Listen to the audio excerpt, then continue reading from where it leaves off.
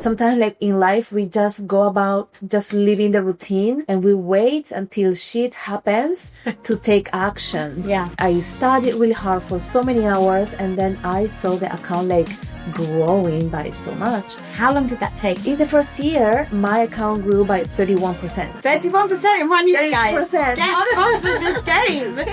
I had an emergency fund and I was able to come and get a new place to live and put a roof over my head and buy a bed and have food on the table.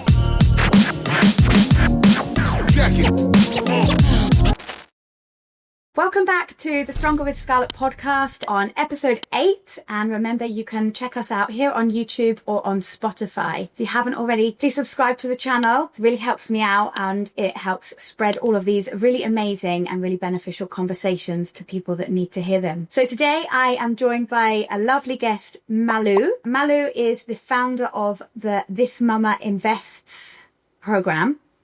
And we're going to dive into that in a little bit more detail. But first of all, I'm just going to give a little background about why I've invited you on this podcast, because obviously I am known as a strong woman. This is the Strong Woman Speaks podcast. And everything we talk about on here is about female health, hormonal health, mental health, strength training, obviously, because that's my niche. However, I came across Malu on Instagram and I went along to one of your boot camps. It's something that I have wanted to learn more about for my own personal gain for a very long time. And I just found you personally very inspiring, your business very inspiring, but also your message. And I love the fact that you only teach women. I love the fact that you're so passionate about helping women become more independent. And this is because I'm going to start off by sharing a couple of things that we spoke about. For example, in 1975, 50 years ago, was when women were first allowed to apply for a mortgage without the permission of either their father or their husband.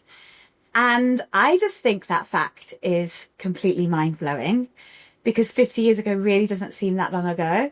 To think of the age of my mum, to think of the age of myself, that perhaps if I was born one generation ago, 2 generations ago, you wouldn't have had that independence financially to even be able to apply for a mortgage. And another really interesting fact is that it was only in 1960s that women could open a bank account in their own name.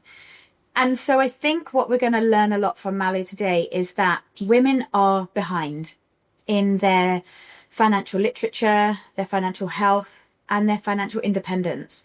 And this isn't anything personal against women. This is because of the way society has scripted it for us. And we are now playing catch up. And so it's great to have people like you who are leading the way and making us women more powerful and more independent. Thank you so much, Scarlett. And honestly, I shared with you my own journey about my finances, and it all ties into women's health. So when I was going through a really difficult time, and I've written my book about it, the link is in the description below, so you can read my book. But I went through a breakup, and this is quite typically how these things arise with women, is I was not financially dependent on my partner.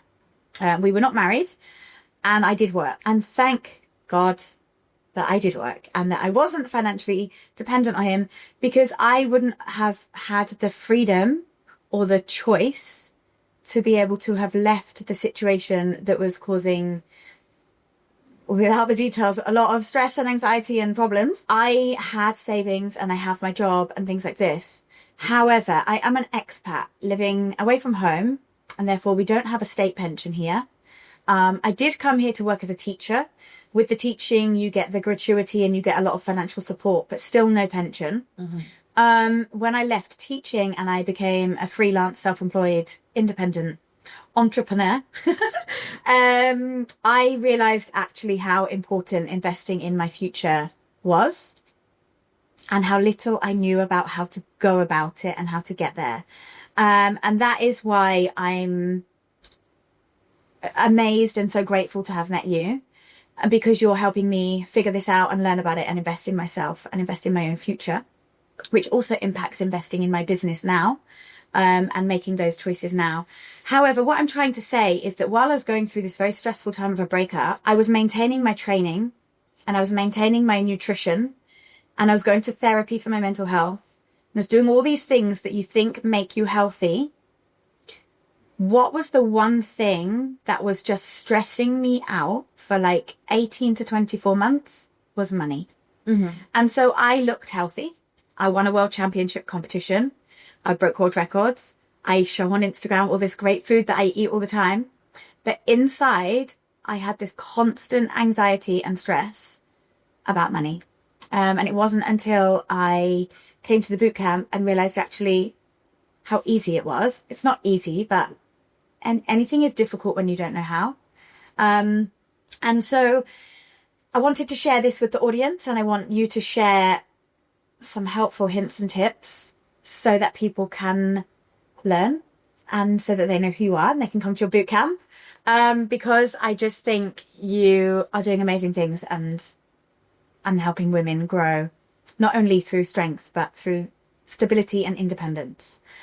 So we talk about women in two categories traditionally, and I think we typically talk about women as a stay-at-home mum or a working mum. For some people like myself, we don't have children, but still the financial conversation comes up. And I think we talk about women as stay-at-home mums who are financially dependent on their husbands, even though being a mum is a full-time job and they're not earning their own income from this. Or the other choice is to have that financial independence and work the double job of being the full-time mum and going to work. And so that has its own health implications of not having your own time, not having rest, not being able to go to the gym and do these other things. So we were talking off the camera about how it's a holistic picture, and how one thing impacts the other. So I'm going to pass over to you, Malu, and you can share how your Mama Invest program was born, and then we'll dive into some questions. Right. So I came to the world of money and investing during COVID. And it was a moment where I found myself in a situation where I knew we were doing what society tell us that what success looks like. Like study, get diplomas, work hard, save in the bank. And just like we were discussing earlier, like having to choose something when you are so young. So I thought like hospitality was my thing because my mom had a catering company. And then during COVID, I found out that I was pregnant with our third baby. And when I told my husband, he freaked out. And that was the moment where I realized that I didn't really want to go back to financial stress because I grew up with a lot of financial difficulties. I am from Peru. I grew up in a family that was barely making it to ends meet. And, my parents were always working really hard. And even if there were no words about how money is made, I made several assumptions on how money is made, who handles the money, who makes the decisions. So there were a lot of cultural things, cultural messages that made me believe that I needed a husband for support, that I need to get money through hard work, and it is okay to be paid, like be grateful for this little pay, basically. So the moment I found that my husband was like freaking out and saying like, what are we gonna do? We have no money. In a moment where I told him that I was pregnant, I realized that I don't want this to be my reality moving forward. Yeah. And if we are panicking right now, what's gonna happen when school comes, when, more things come, right? So that's the moment where I decided I needed, a shift. And so the thing is that I always think, sometimes like in life, we just go about just living the routine and we wait until shit happens to take action. Yeah, and, we do. Definitely my goal is to help more women realize that while things are going well, do those shifts instead of waiting for a divorce or waiting for a medical condition or waiting for something to happen for you to take action. I love that point. And coming into the hormonal health, it's exactly what I'm doing. we shouldn't be waiting until we reach menopause to learn about how to handle menopause. If we learnt about that in our 20s and 30s, we could make lifestyle changes then that make menopause journey and perimenopause so much easier. And it's exactly what you're saying. If we make better financial lifestyle choices, we set ourselves up for handling disasters a bit better. Which they will happen. Yeah. I mean, life will happen, especially when we are expats. I mean, it's not our country. You know, things can change in the blink of an eye. And whether expats or not, like life, like there is always unexpected things. Yeah. It doesn't matter how much you plan. Yeah. Whether that's strength training or health or education or whatever, things will come in and disrupt your plan, and you need to be ready for those, right? Exactly. Yeah. Okay, so thanks for sharing your story. So you decided to make this shift in yourself, and that's when you created this Mama Invests. Right. So it all started me wanting to transform my family's financial future.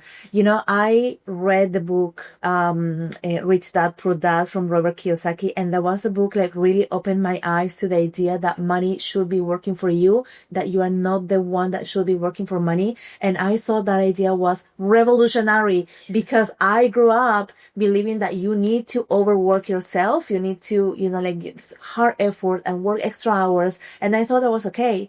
And that you just save money and then magically, you know, things are going to be perfect when you're older. Yeah. I mean, definitely I wasn't thinking about retirement. I thought it was like something for old people.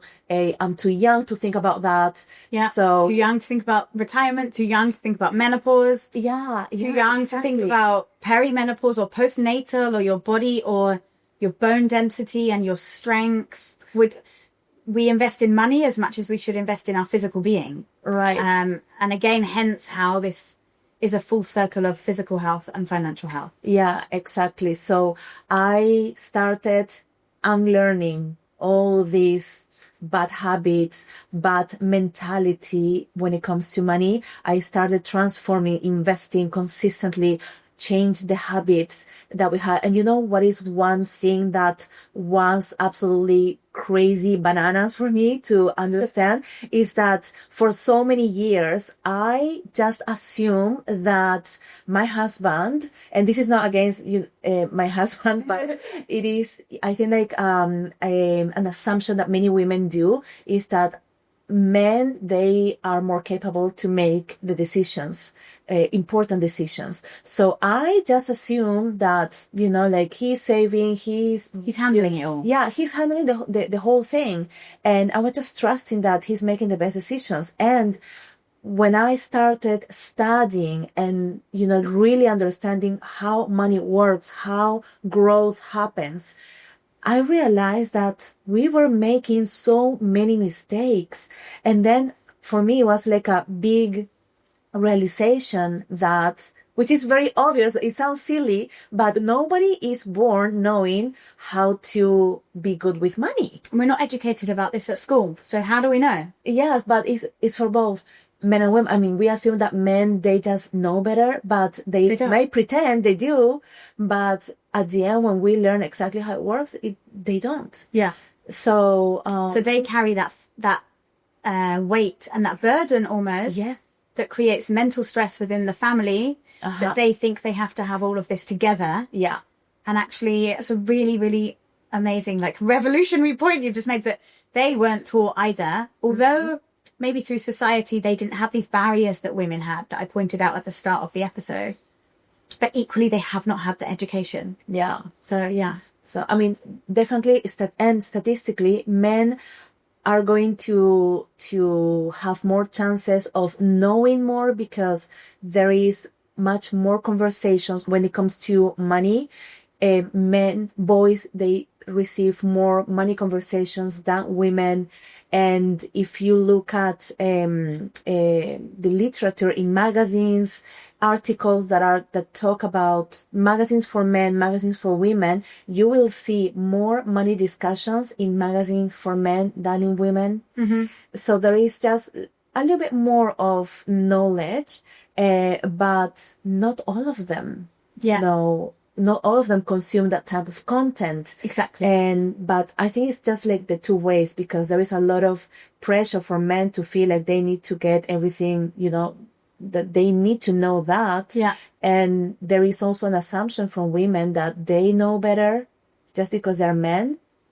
And, that combined, like in my case, I just realized that, wow, like I just was You realised you assumed he had it together. Yeah. Again, no disrespect, but maybe he didn't have it together. Yeah, no, he didn't have it together. Hence, he panicked with the third baby coming and more education fees and more outgoings.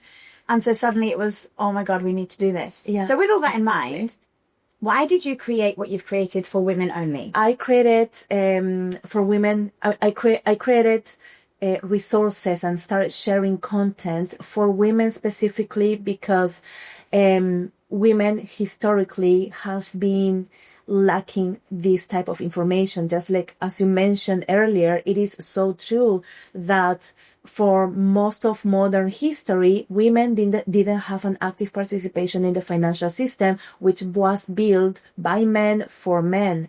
And, the way we feel about money, our capacity, our confidence to negotiate a higher salary or to increase our rates or just anything that has to do with money, it will be impacted by how we grew up seeing the feminine figures in our families handle money. And if there was, lack of confidence or just not an active participation, it has an impact on how we feel. Yeah. So it definitely, I don't think women should think that it is our fault. I should have it all together. A lot of women that come to my events, like they have this inner, like shame and feeling that I should already know. Like I'm afraid to ask stupid questions. I don't want to, like if I'm in a conversation and men they're talking about certain things, they don't feel like they want to expose themselves. And I don't think that, it is a very valid feeling, but it is not their fault. And but they it's don't blocking know them from opening their opportunities, yes. right? Yes. And again, linking this all into the holistic picture of women's health, if they're feeling shame and guilt and lack of confidence and insecure and financially dependent upon their partner or their father or somebody, that's going to impact their mental health. Absolutely. And my last episode was specifically about mental health and how then mental health will impact your daily routine and your structure, maybe your eating routine. Maybe if your mental health is not so good, you might be emotional eating or under eating, and then that impacts your physical health and the full cycle of how one thing impacts another. So this holistic view of making women stronger physically, mentally, and more independently stronger through financial health is so important and so amazing. Yes, absolutely. Also because I believe money really is going to have a huge impact in every other area of your life. Yeah.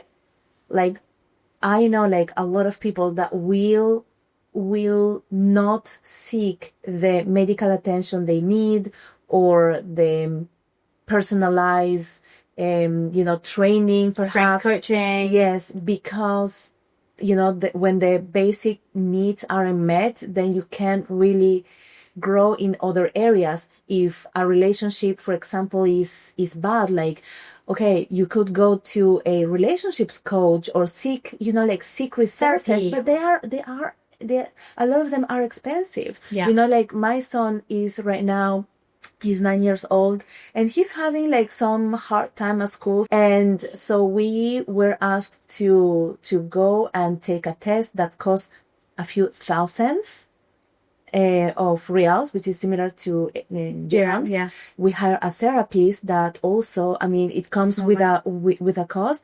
And I was just thinking like just 5 years ago when we were pretty much living paycheck to paycheck, that wouldn't be a possibility. Yeah, it's crazy, huh? It simply wouldn't be a possibility. Yeah. And this, again, I talk about the book that I've written, Brave Enough to Begin Again. The link is in the description. You can buy it. But I talk about my financial situation after I left my partner and how I was going through therapy, and I was talking about how expensive therapy was and how I invested in myself by going to therapy. And I'm so grateful that I had the financial ability to do the therapy and that I didn't have any other responsibilities financially. I don't have children.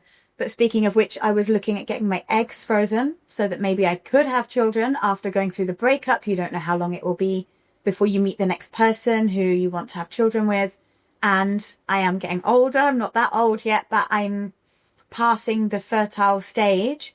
And so freezing my eggs was something that I really put a lot of thought into. And I just couldn't afford it last year because I had to find a new apartment to live in. I had to buy all my new furniture, and there was other expenses that were coming out. And therapy was one of those expenses that was at the time crucially important.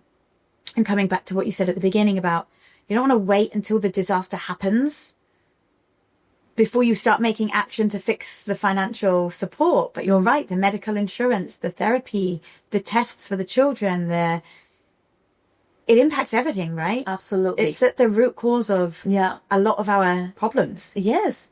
I mean, one of the top one of the top predictors of divorce is fighting about money. Doesn't surprise me at all. It actually impacts every single area of our lives. And if we can, swipe the card money doesn't solve all the problems, but it solves money problems. And there is a lot of problems that can just disappear when we have the financial stability. Yeah. And not just the stability, but we are actually growing, we are growing our wealth in a way that can not only just weather, emergencies, but also allow us to do the things that we truly want to do. Joy in life. Exactly. Yes. Bringing some joy, bringing some rest, some peace and things like that. And you're talking about having the financial stability, but also solving problems around having the conversation around money. Mm-hmm. Talking about money is uncomfortable, or typically how I grew up. We don't talk about money. You don't ask people how much they earn. You don't ask how much things cost. You don't talk about money. So I think you're saying the divorce rates around arguments and complications around money. If we were all more comfortable to talk about money, that it's not such a difficult conversation to have, that would solve the problem. But that comes with confidence in understanding money and understanding you just assumed your husband had it all under control. So those conversations probably weren't happening. And again, I think that's a modern history problem, that we don't talk about money. We weren't educated about it at school, and it's just not something that comes up often. I think the only thing we hear is, you can't have that because we can't afford it. Yeah. That's kind of I'm putting those blocks in the way, rather than explaining why and where the money's going and how can we save for it, and it's angling the conversation from a different perspective, isn't it? Mm-hmm. So having said all of that, and we're talking about not waiting until the disaster happens, I think the first thing that you teach is about having an emergency fund. Absolutely. Over to you. Let's talk about this emergency fund. Oh, yes. It's such an important topic because we all grow up hearing we need to save for rainy days, but that's it. Nobody teaches us how much, where should we keep that money? And it's just so important to understand that it's not just putting, a lot of money in the bank. Typically, lots of banks will just say, put as much as you can because it's convenient for them. Yeah. But there is actually a guideline for that. An emergency fund typically goes by saving between 3 to 6 months of essential expenses on a high yield savings account that you can access at any time. So that is money that is not invested. That is money that is not going to be used for a vacation. That is money that is really going to be, supporting you when life happens. For example, COVID. Yes. How many people in COVID went through 6 months of having no income? Yeah. And if they'd have had that emergency fund in the bank that was accessible at any time and in a high yield account, so it was earning as much interest as possible, lots of these accounts then block you from accessing the money. So that's where the access at any time is really important. But it's really interesting that you say it's 3 to 6 months worth of those expenses. It could not just be COVID. It could be losing your job. We talk about the fact that we're both expats, you living in Qatar, me living in Dubai. But even for people back home in Peru or in the UK, having this emergency fund, again, it's something I've never, ever, ever heard about until I moved here. And I think I'd been here for about 4 years until somebody mentioned that phrase to me. And I was like, hey, Yeah. what do you mean? What's this emergency fund? I must have been like 29 years old. And to think that now I'm only just thinking about these things, it's still a lot earlier than a lot of people who have never heard of this concept. But it was having heard of that when I was 29 that saved my when I was 34. Because luckily, having heard of that at 29, I had an emergency fund, and it enabled me to leave a situation that was no longer okay to be in. And even though I'd paid rent at one place, I had an emergency fund, and I was able to come and get a new place to live and put a roof over my head and buy a bed and have food on the table. And so that emergency fund, I just think, for any woman in any situation, even if you are married to a millionaire and you think it's all fine, you still need an emergency fund. Yeah. Okay, he might not be a millionaire.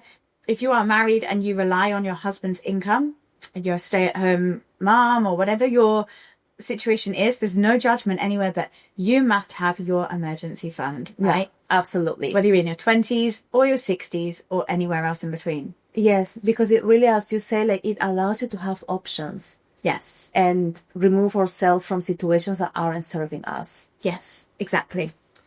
Okay, I'm going to move on. If you haven't already, please subscribe to the channel and share this video with as many people as you think need to hear it, which in my opinion is everybody. Give the video a like because it does boost and it helps lots of people see this conversation who might not already be subscribed. Okay, let's move on and talk about women, money and emotions. It says anxiety, but let's have a think about all kind of emotions that come with women, money and anxiety.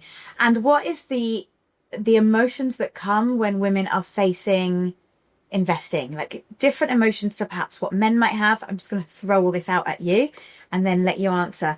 So perhaps we're talking about psychological barriers to investing. Perhaps it's lack of education or something like that. So let's just talk about that gap. Right. So definitely there are many things that that are connected, because from the fact that we historically didn't have the background, maybe we didn't see our parents investing actively, and that we are not taught that in school, because like how the education system is built, not to create wealthy people, but to basically create more workers. And so when women are, like being told about money and investing, it sounds like a different language. Yes. A different language, and like entering like dangerous territory. Yes. So there is a lot of fears. And I will tell you one thing that really blew my mind when I was, doing the research and learning more about women and money, and is the fact that even though we've been kept outside of the financial system and that we've been told for so many years that money is not our place, that we should go to the kitchen, is that women are actually better investors than men. Why is that? Women have a better returns over the long term, and it is because of it actually goes down to a biochemical level, because testosterone is a hormone of overconfidence, and overconfident people will take more risks than they can afford. That's so interesting. I love it. Yes. And, like I also think that we have, because we have this nurture, we have a tendency as women to nurture, to, we are capable of creating life. We want to preserve that life. We are very often thinking about other people before we think about ourselves. Mm-hmm. That is, like what a lot of women will experience.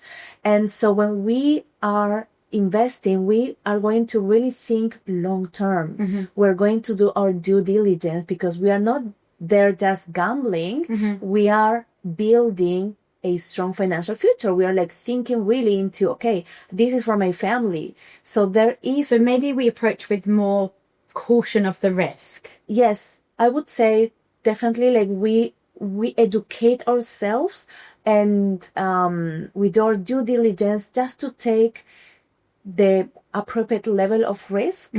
I mean, I'm not saying everyone, but there is a higher tendency of women that are going to remain invested for the long term rather than being in and out and trying, like the high risk stuff that are out there. Yeah. Interesting. It's really interesting. Yes. And I'm not surprised to hear that at all. Yes. Just to complete the idea is that a lot of women are going to enter this space with lots of fears, with lots of doubts, and they want to get educated first before doing anything. That is something that I love because I see myself, I'm going to tell a story.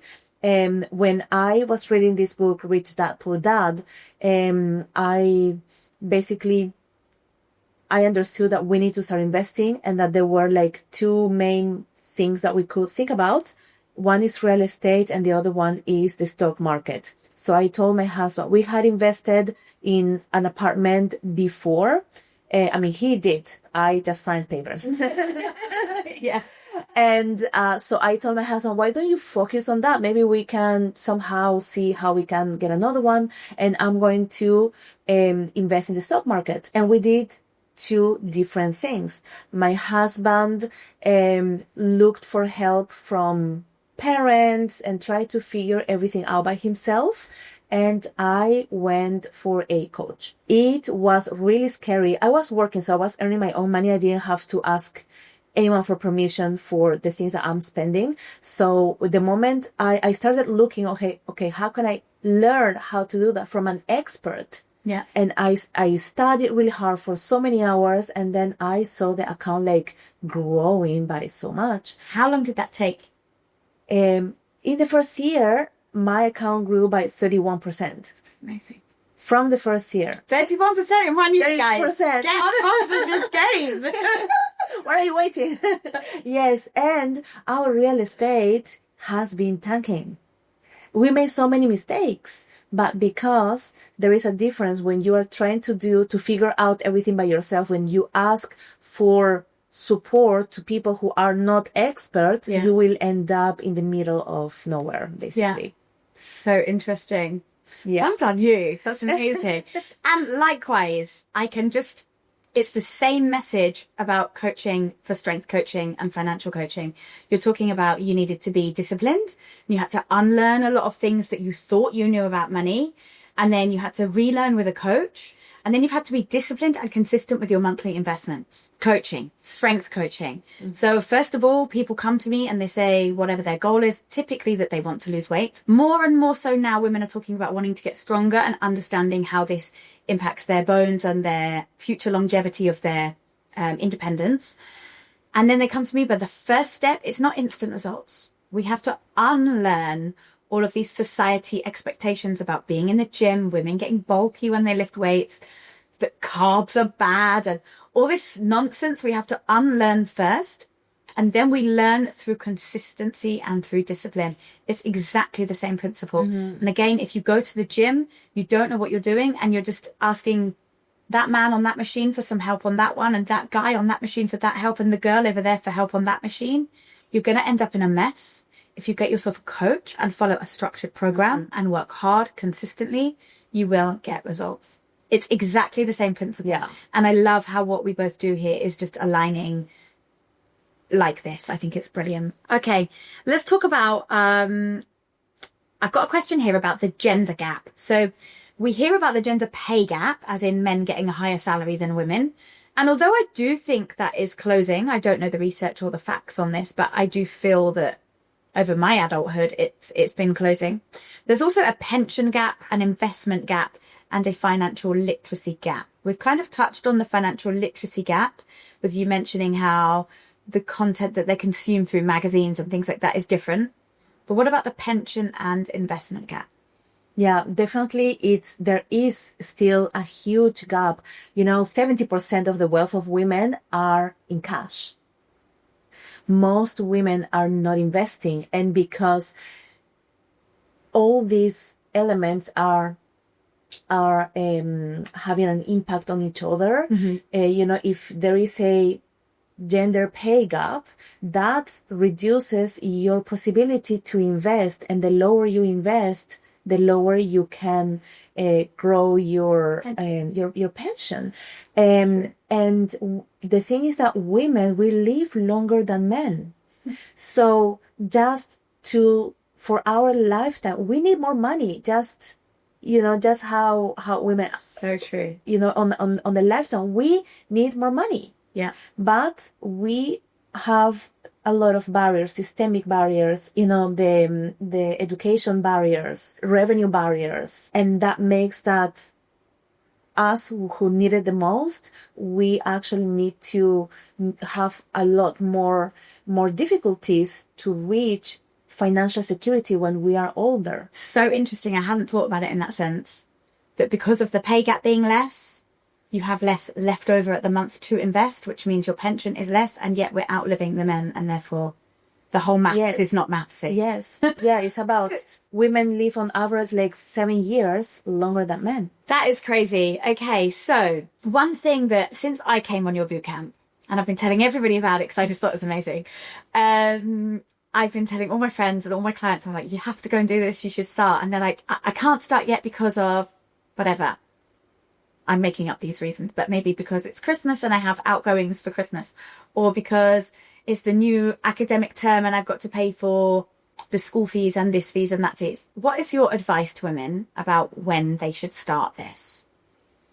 I think we need to start as soon as possible. Good. And, you've been to the bootcamp. One of the things that we work in the bootcamp is really understanding how much we need to prepare for our retirement, knowing about the 4% rule and doing like this simple math to know like really what are the actions that we need to start taking right now to secure a retirement. And that is a part where everyone has a heart attack. I had a heart attack. I was like, yeah. Oh my God. Yeah. It was eye-opening. Yeah. Yeah. And this is like, it's so important. This is why I am so passionate about this, because like we need to know, we need to start taking action right now. People think that investing is a luxury, that is a nice thing to do. It will just make things a little bit better, but it is actually essential. Yeah. Just as essential as, like securing, having a roof over your head. That it's really important to think about, okay, what about later on? Because especially when we are in the GCC, there are so many temptations. Yes, the lifestyle luxuries yes, here. There are so many temptations, and sometimes we just don't know. I mean, everyone comes here for financial reasons.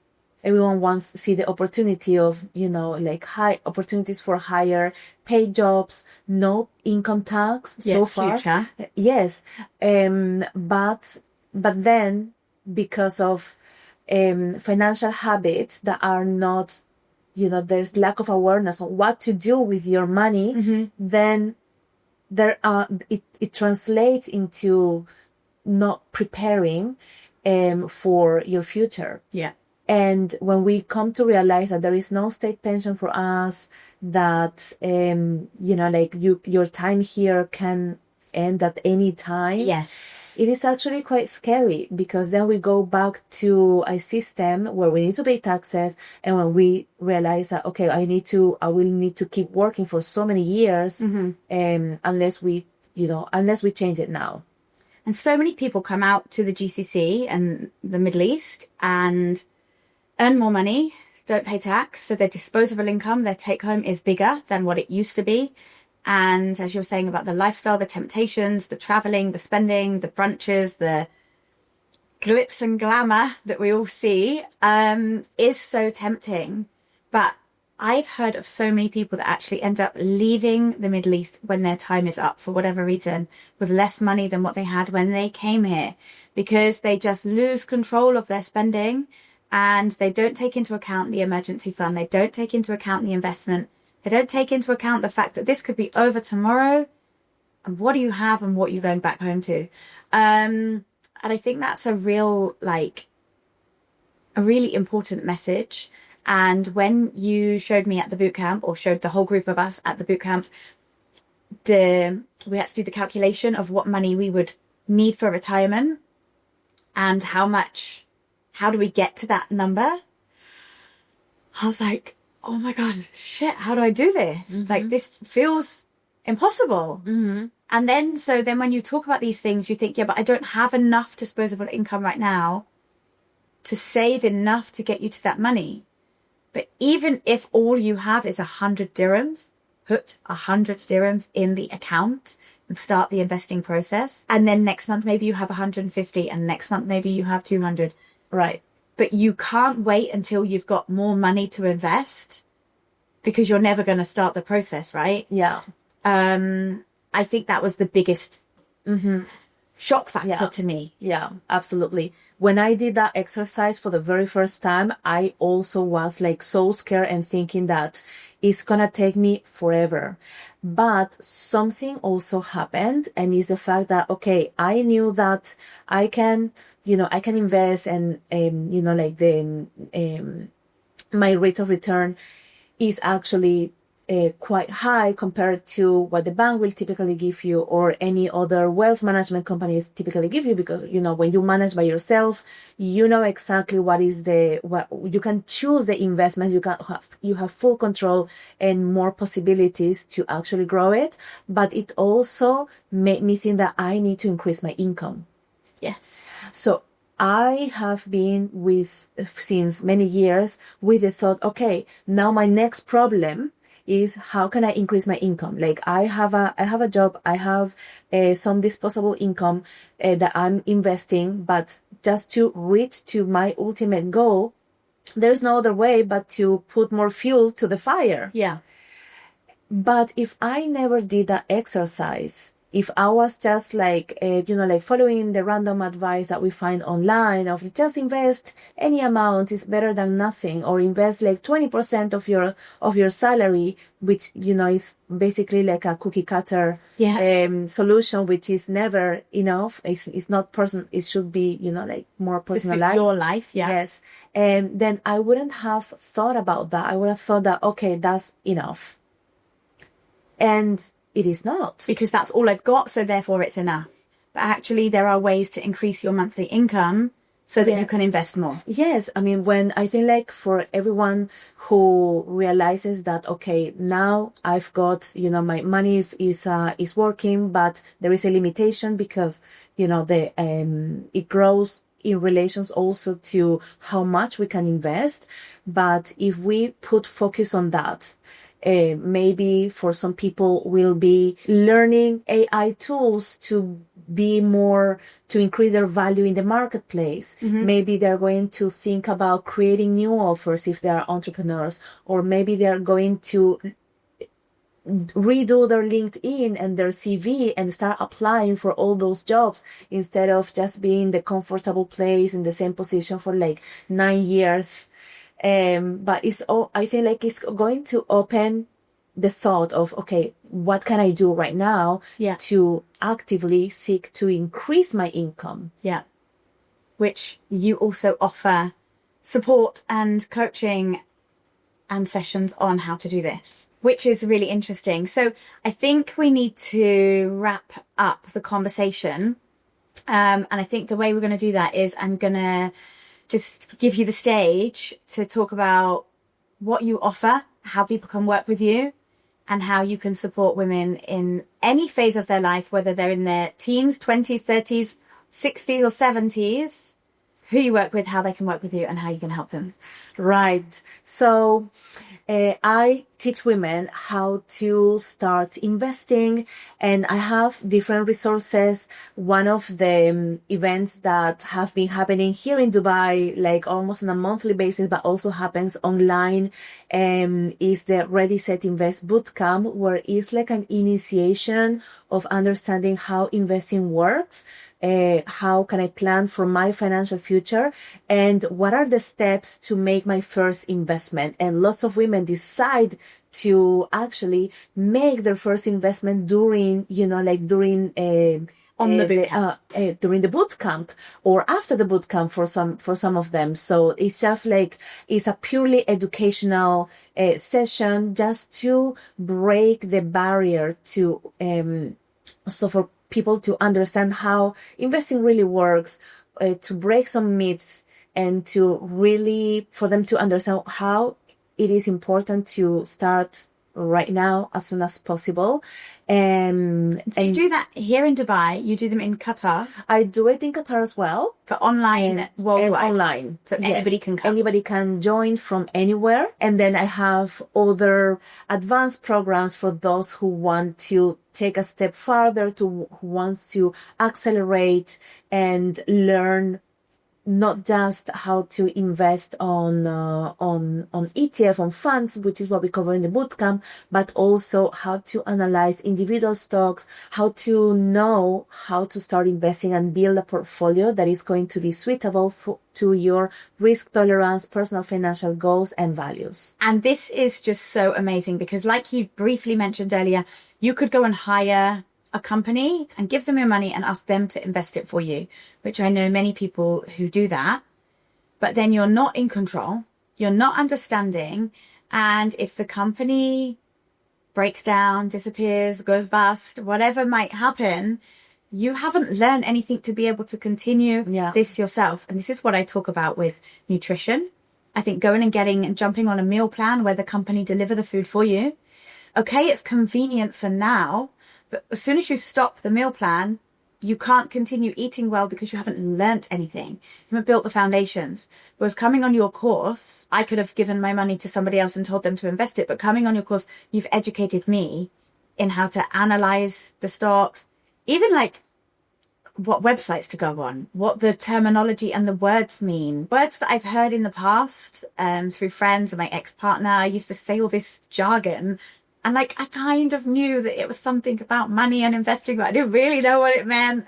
And although perhaps other people, friends and people have tried to teach me, the way you've structured the course just broke it down so simply. And it invites you into wanting to learn more. I can't recommend it enough. It really is amazing. And I think it's really amazing that you do the online for people elsewhere also. I think one thing that stood out for me with your program, I don't think I ever told you this actually yet, is that I originally booked onto your bootcamp in, I think it was like March. And it came to the day of the bootcamp and I was tired. I had a long day at work. It was at like 6 p.m. and I was like, shit. I am too tired to go on this silly thing that I booked random one day that I just saw this advert for. It's like, it's not important right now. I need to go home and eat and sleep. And I didn't go. And I was like, I'll just lose the money that I've paid to go and learn how to make money. The irony of it. And then like a month later, your team messaged me and said like, you booked on the slot, but you couldn't make it. We're doing another one in Dubai. Do you want to come? And I was like, wow. Because normally when you book onto a class or something, if you don't go, you've lost it. It's gone. But to have this message to invite me back to fill the spot again, I was like, okay, this is like the universe telling me to go and do the course. Now, I can't remember why, but I still didn't turn up. I'm so embarrassed. Probably something to do with work or something like that. And I think they then offered me to come to an online course. And I still didn't do it. And it was the fourth time your team messaged me and said, we are in Dubai. I think it was, they messaged me on Sunday. They were coming on Tuesday. You were coming on Tuesday. And I was like, right. I have 2 days. I am going to cancel everything that is in my diary. And I came and I just was sat there thinking, why did I not do this the first time? Because maybe I was scared honestly, I had the fear of, I'm not going to understand what you're talking about. I didn't feel that I had any spare money to invest. So what's the point? All of these things. And the minute I turned up and you started talking, I was like, shit, I should have done this 10 years ago, 4 months ago. Like, but I think what I'm trying to say is that you really care and you really want people to come and learn. Hence why you kept prompting me and reminding me to come to the space. And this, I just think, shows, like, I can't think of the word to describe it, just your morals. Like, you weren't just taking money off of people who book the course and then don't show up. Like, you are so passionate about this education. And this is why if you're going to join any program to learn, you want to learn the fundamentals and you want to break down that fear of not knowing what you're doing. This is the place to go. And I really genuinely can't recommend it enough. And I just want to bring it back to the start of what we were talking about, how it impacts your whole health holistically. It didn't turn me into a millionaire overnight. Like, I wish it did, but it didn't. But what it has done is it's given me the education and the understanding and opened up those conversations around money that perhaps I've been avoiding through the fact that my family never spoke about it and society never spoke about it. And even as an ex-teacher, it's embarrassing that we don't teach this. Just like I feel about how we don't teach about the human body, about periods and menstrual cycles and menopause and everything else. So this is just trying to give the education that we should have had. Yeah, basically. So thank you so much for coming. What we'll do is we'll put all of your information in the description below. So we'll put your website, your Instagram, and maybe your email address or something. So if you are interested and you want to get in touch, please check out the description below. You can also buy my book in the description below. And final plug is I am running a survey at the moment. Have you done my survey? Not yet. Okay, he's right. I'll do it. So my survey is basically 60 questions about women's physiology and their health. And even if you think I'm not going to do the survey because I don't know much about women's health, that's exactly the point. If you don't want to go on the boot camp because you don't know enough about money, that's exactly why you should go on the boot camp. Please take part in the survey. The link is also below. I'm trying to identify the gaps that we have in knowledge around women's health, hormones and physiology so that I can create something to fill those gaps and build those foundations. So men and women, please take part in the survey below. Get in touch with Malu and start growing your future and growing your investment and building your holistic health. Thank you. Thank you so much, Scarlett, for inviting me and for creating this space to talk about, all these very important conversations that are going to help us grow. Thank you. Thank you. Stay tuned and check out the description. Subscribe to the channel, please. See you in the next one. Thank you.